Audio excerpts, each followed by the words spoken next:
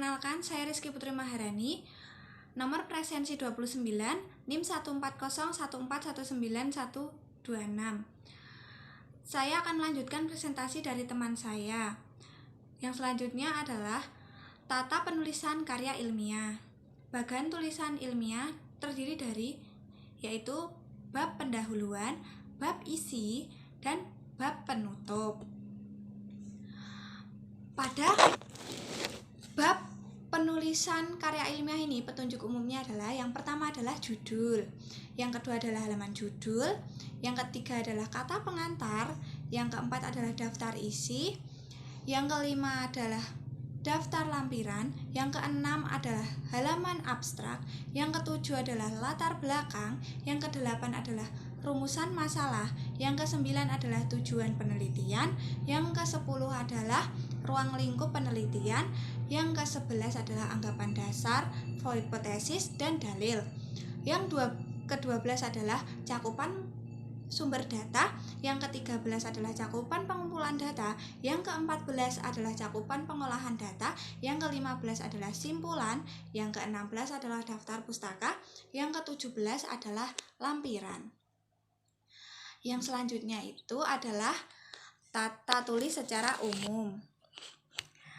Tata tulis ini diperlukan karena dapat memperlancar komunikasi hasil penelitian, memudahkan penilaian atau mempertanggungjawabkannya, dan mempercepat penyebar luasan tanpa membutuhkan penyusupan kembali. Yang berikutnya adalah teknik pengetikan.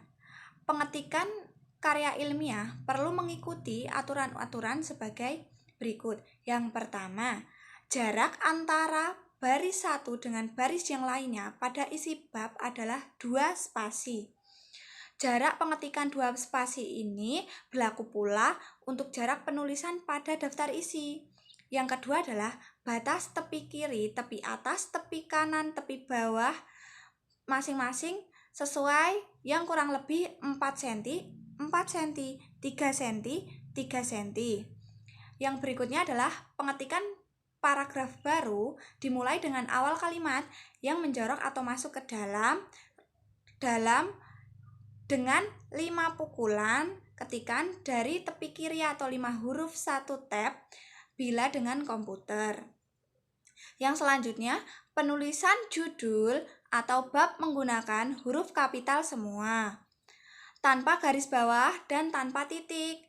Nomor bab mempergunakan angka Romawi. Setiap awal kata dari judul subbab harus ditulis dengan huruf kapital kecuali mempergunakan kata sambung.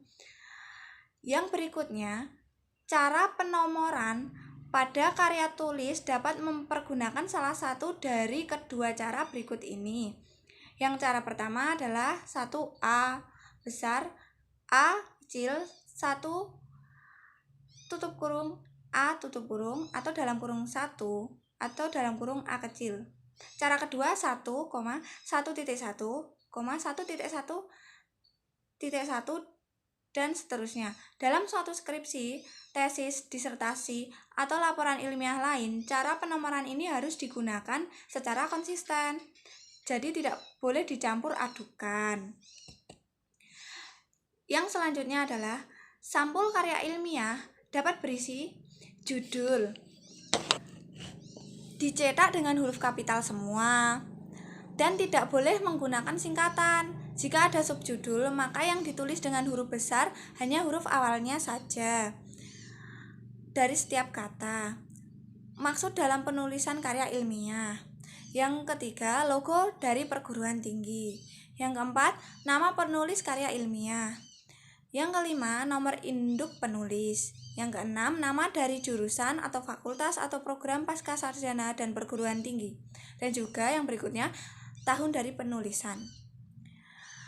Lalu, cara penulisan kutipan dan sumber kutipan. Beberapa aturan yang perlu diketahui dalam penulisan kutipan dan sumber kutipan, yaitu yang pertama, singkatan ibid, titik koma, logcheat, titik koma, object, titik hendaknya tidak digunakan dalam tulisan ilmiah. Yang berikutnya, kutipan ditulis dengan menggunakan 2 tanda petik Jika kutipan ini merupakan kutipan pertama atau dikutip secara langsung dari penulisnya. Jika bagian yang ditulis terdiri dari 3 baris atau kurang, kutipan ditulis dengan menggunakan tanda petik dan penulisannya digabung ke dalam paragraf yang ditulis oleh pengutip dan titik dengan jarak 2 spasi.